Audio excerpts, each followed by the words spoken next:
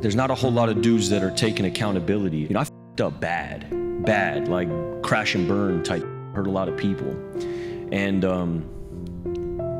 I'm fully aware of that, and I'm gonna owe for the rest of my life. You know, I had no love in my life, I had no purpose in my life. My whole purpose, as you know, was just craft. It was just, I'm gonna be good at this thing, and that's all that I have. The only thing I care about in life is being a good actor. And that's such a vapid, shallow existence. And 3 emotions that I toggled between, which was, I would feel anxiety, depression, and excitement. And I thought excitement was joy, and I thought lack of depression was serenity. Peace, yeah. And I had no spiritual life. I had I was bankrupt spiritually. I thought my whole spirituality was this craft. Because other than smoking weed and drinking, the only spiritual experience I ever felt was on set. You know, that's the only time my perspective would shift and change, and it's the only time I ever felt useful. My propulsion system was my motivations behind the way I was living my life was wrong. You know, I had to get a new propulsion system. I wasn't looking at life like, how can I be useful to other people? I wasn't looking to be of service to nobody. I had been therapized my whole life that it felt like, you want me to focus on the problem? Well, how am I gonna hack this focusing on the problem thing? And how am I gonna find my way back to this fucking hustle so I can get back to my ego? Because really all I cared about was my ego. I didn't give a fuck about getting well. You know, it was all about get well for you, get well for the camera. I've experienced ego death. Bro, you gotta let go. You gotta let go in full. And I wind up getting in my car and I drive up to Utah. And I'm in Utah for 3 months. And while I'm in Utah, they take my cell phone from me. And if they didn't take my cell phone from me, I was never gonna be able to deal with what I needed to deal with. I had never known how to pray because I could never cultivate silence. I had no absence in my life. Every unforgiving minute was full of some fucking scroll or some more like ego feed, constant, nonstop rotation of this ego thing and that ego thing and just constant fulfillment of like my own personal desires, and they took my phone from me. And just for that reason alone, I would urge anybody to go this route if you're in a situation like mine, just to get the fucking phone out of your pocket. And what that gave me was time to like really assess what had been my operating systems. What had been like the motivational force in my life, which was always me. It was always ego. When do you become a man? When you get a driver's license? Like, what do we do? You're 16, we give you a driver's license. Okay, well, like you get a job? Like, when do you become a man? You become a man when you become responsible for other people. And part of that is taking accountability. And so like, I'm very new to this being a man thing, and I'm still not there, and I'm on a path. But I didn't have I grew up in a culture that told me going to war made you a man. Going to prison and coming back makes you a man. Making $1 million makes you a man, you know, and it doesn't. And you don't know it till you've done all these things and realize, damn, I'm still a little fucking boy. Yeah. Or been around people who've been there a bunch of times. Also, my definition of warrior has changed. Me too. You know, I didn't really know what that meant. And really, it's about bringing others back. And that's my whole mission, dog, really, is just to like, dudes who've been where I've been or something similar, just know it gets better. It does, like, it don't make no sense. It doesn't make no sense. It's irrational. It doesn't make any sense on paper that I could have joy in abundance in my life, that I could feel any kind of joy in my life after being what I've been. I was a pleasure-seeking, selfish, self-centered, dishonest, inconsiderate, fearful human being. And I was operating on a survival instinct. I wasn't operating as a friend. I didn't actually, all my loves and friendships were transactional. I didn't actually understand what love was. You know, I didn't know what friendship was. I was so competitive. My acting wasn't collaborative. It was competitive. It was a sport. And my life was this way. And this is what created the insecurity and the jealousy that put hands on this woman. The man that was involved in that relationship was constantly comparing himself to other people.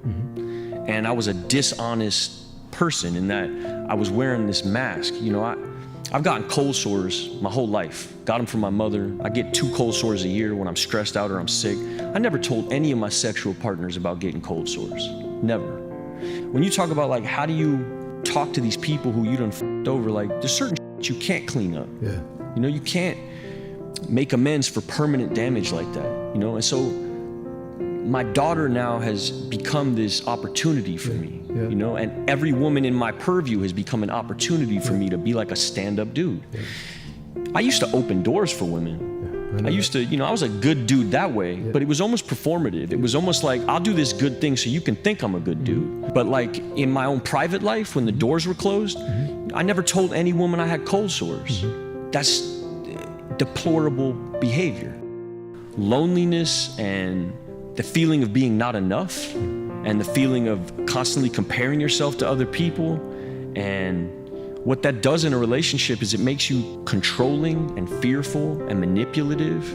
To not tell somebody you get cold sores twice a year is a heinous manipulation. But I never came up with a dude who was like, hey, this is how you navigate that situation. Nobody hit me to game like, hey bro, you know, if you're really in love, you can have open conversations about uncomfortable and really get to like another kind of connection you don't even know about. My job isn't to feel right. My purpose in life isn't to be happy no more. That's what my purpose used to be, which is such a shitty aim in life. My aim in life in totality, my whole purpose for existing in life was to be happy. And that's not my purpose anymore. And now? Yeah, my purpose now is to be useful. What I know love to be is selfless, loving action. And I've never known anything as loving or as selflessly active as what this woman did for me in my life. She showed up for me at a time when, the first time I saw her, we had been estranged for like years because of my jealousy. She went and did a movie with another actor and I thought she was cheating on me, so then like nonsense. And we hadn't talked for 2 years when all this shit hit.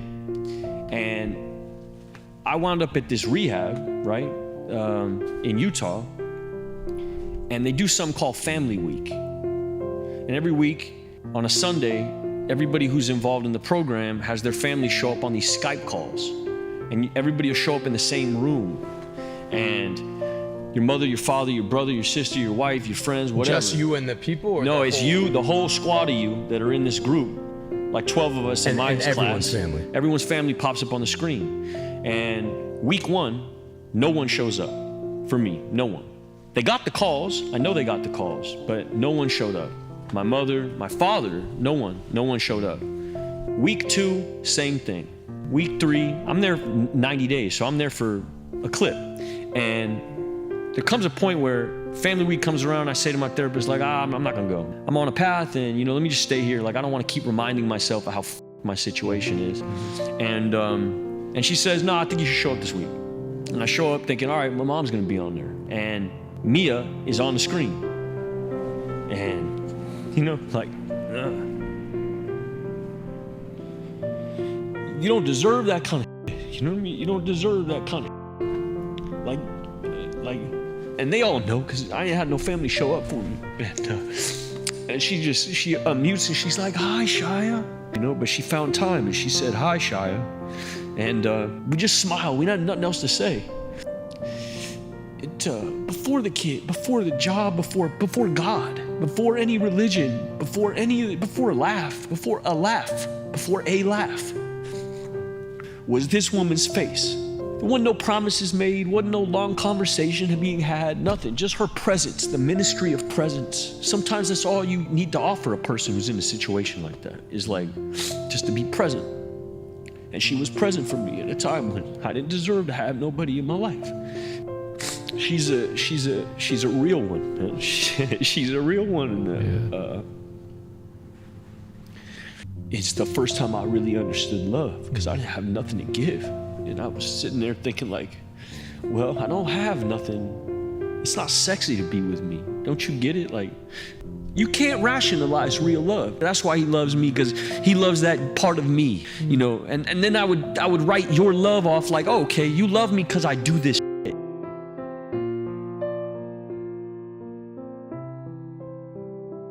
If you're looking to start a new side hustle or even a new business, check out the link in the description below.